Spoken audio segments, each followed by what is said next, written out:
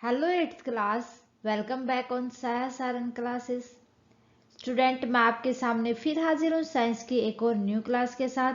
Previous class के अंदर हमने डिस्कस किया था chapter number 6 combustion and flame को। लास्ट क्लास में जितने भी इसके अंदर टॉपिक थे हम सारे के सारे कवर कर चुके हैं। अगर आपने अभी तक नहीं किए हैं इस चैप्टर के टॉपिक कवर तो फटाफट से देख के आए, क्योंकि आज हम डिस्कस करने जा रहे हैं एक्सरसाइज के क्वेश्चंस को। एक्सरसाइज के क्वेश्चन लगाने से पहले आपको चैप्टर क्लियर होना बहुत ही जरूरी है, तो इसलिए फटाफट से देख ले प्रीवियस क्लास प्लेलिस्ट में। आज हम डिस्कस करेंगे question number first, second and third को, जो कि हमारे एनसीईआरटी के क्वेश्चन आंसर हैं। देखते हैं क्वेश्चन नंबर फर्स्ट। क्लास को स्टार्ट करने से पहले देख लेते हैं एक मोटिवेशनल थॉट। किस्मत में लिखी हर मुश्किल टल जाती है, यदि हो बुलंद हौसले तो मंजिलें मिल जाती हैं। सिर उठाकर यदि आसमान को देखोगे बार बार तो गगन को छूने की प्रेरणा मिल जाती है। कितनी अच्छी लाइन है कि किस्मत में जितनी भी मुश्किल होंगी ना वो हट जाएंगी यदि हमारे बुलंद हौसले होंगे, हमारे हौसले स्ट्रोंग होंगे, तो जिस मंजिल पर हम पहुंचना चाहते हैं वो मंजिल भी मिल जाएगी हमें। बार बार अगर हम सिर उठाकर आसमान को देखेंगे, अगर कोशिश करेंगे किसी भी चीज को, तो गगन को छूने की प्रेरणा मिल जाती है, तो हम एक सक्सेस लेवल तक पहुंच जाते हैं। बार बार कहा है आसमान को देखेंगे, तो यहां पर बार बार हम अगर कोशिश करेंगे किसी काम को करने की तो वो काम 100% कंप्लीट होगा। क्लियर है? इसी के साथ देख लेते हैं हम भी हौसले को बुलंद करते हुए आज की क्लास। स्टूडेंट, हमारे सामने जो ये क्वेश्चंस सारे एनसीईआरटी की बुक में है आपकी, उन्हीं का सॉल्यूशन है। आप वहां से क्वेश्चन देखिए और मैच करें क्या हमारे क्वेश्चन सही सीरीज में है या नहीं है।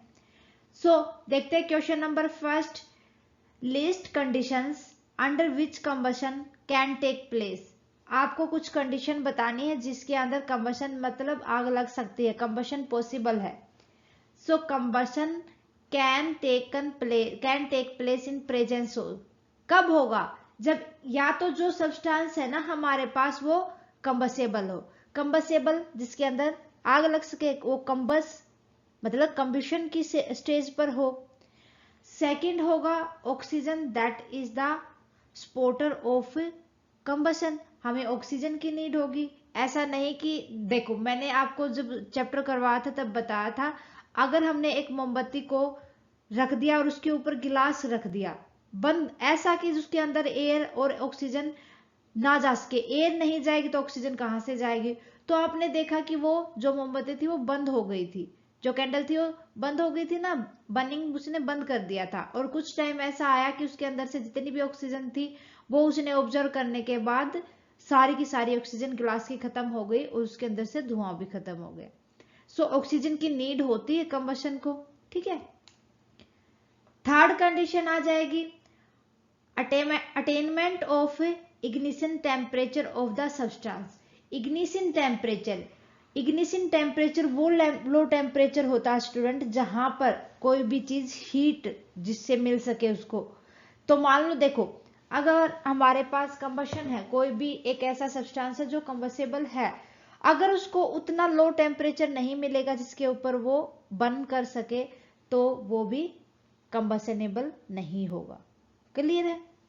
नेक्स्ट देखो question number second. Fill in the blanks. Burning of wood and कोयल कॉजेज ब्लैंक ऑफ एयर। भाई, लकड़ी का जलना और कोयल का जलना किसका कारण होता है एयर के अंदर? ये कारण होता है स्टूडेंट पोल्यूशन का। इन दोनों से क्या होता है? इनके जलने से पोल्यूशन फैलता है। A liquid fuel use in homes in. भाई, आपकी मम्मी किचन के अंदर काम करती है तो कौन सी लिक्विड फ्यूल यूज करते हैं वहां पर? जो सिलेंडर है आपका गैस का, तो वो है हमारी एलपीजी गैस। ठीक है, एलपीजी का है ना cylinder. C part, fuel must be heated to its blank before it start burning. कि भाई फ्यूल को हीट मिलता है कब? जब वो स्टार्ट करती है जलना, उससे पहले। तो हीट मिलता है to its ignition temperature. Ignition temperature कौन सा लो टेम्परेचर होता है जहां पर कोई भी सब्सटेंस बर्न हो सके? टेम्परेचर। डी हो जाएगा fire produced by oil can not be control by, जो आग ऑयल से लगती है वो किसके द्वारा कंट्रोल नहीं की जा सकती, वाटर के द्वारा। ठीक है, आंसर हो जाएगा वाटर। क्वेश्चन नंबर 3 देखो, explain how the use of CNG is in automobile has reduce pollution in our city, कि जो सीएनजी गैस होती है, जो सीएनजी को हम यूज करते हैं उससे पोल्यूशन कम फैलता है। क्यों, एक्सप्लेन करो भाई इस चीज को। क्योंकि जो सीएनजी गैस होती है ना, वो carbon dioxide, carbon monoxide, sulphur dioxide, dioxide, इन सबको कम रिलीज करती है। अगर ये कम रिलीज होंगी तो उससे ग्लोबल वार्मिंग और एसिड रेन वगैरह का कोई भी खतरा नहीं होगा, और जो हमारा एनवायरमेंट है उसके अंदर पोल्यूशन भी नहीं होगा। ठीक है, और सीएनजी गैस को बर्न करने के बाद, कंबशन के बाद, ये कोई भी अपना रेजिड्यू नहीं छोड़ती। ठीक है, पीछे। ओके, देखो भी आंसर इसका। The use of CNG in automobiles has reduced pollution in our cities as it is a quality fuel and has some benefit.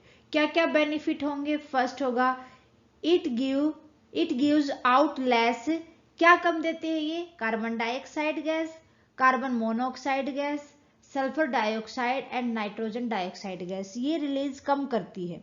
अगर ये कम होंगी तो एयर पोल्यूशन नहीं होगा, एयर पोल्यूशन नहीं होगा तो ग्लोबल वार्मिंग और एसिड रेन भी नहीं होगा। Which is beneficial as they play crucial role in global warming and acid rain. इसका फायदा होगा, अगर ये गैस रिलीज नहीं करेगी तो ये अपना कम रोल प्ले कर पाएगी ग्लोबल वार्मिंग और एसिड रेन के अंदर। सेकेंड हो जाएगा it leave behind no residue after its combustion, कोई भी रेजिड्यू, कोई भी अवशेष नहीं छोड़ती सीएनजी जब उसको जलाया जाता है, जब वो कंबशन की जाती है तो। क्लियर है? सो ये थे हमारे फर्स्ट 3 क्वेश्चन हमारी एनसीईआरटी सॉल्यूशन के।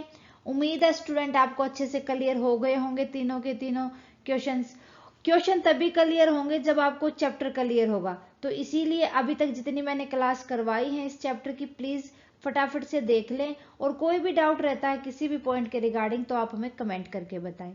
मिलते हैं स्टूडेंट नेक्स्ट 2 क्वेश्चंस के साथ, क्वेश्चन नंबर 4 और 5 के साथ नेक्स्ट क्लास। स्टूडेंट आपको क्लास कैसी लगी कमेंट करके बताएं। अच्छी लगे तो प्लीज लाइक और अदर स्टूडेंट्स के साथ ज्यादा से ज्यादा शेयर करें। अगर आपने अभी तक साया सारन क्लासेस को सब्सक्राइब नहीं किया है तो प्लीज सब्सक्राइब कर ले और बेल आइकन को दबा ले ताकि आने वाली क्लास की नोटिफिकेशन आपको मिलती रहे। थैंक यू स्टूडेंट, मिलते हैं नेक्स्ट क्लास में।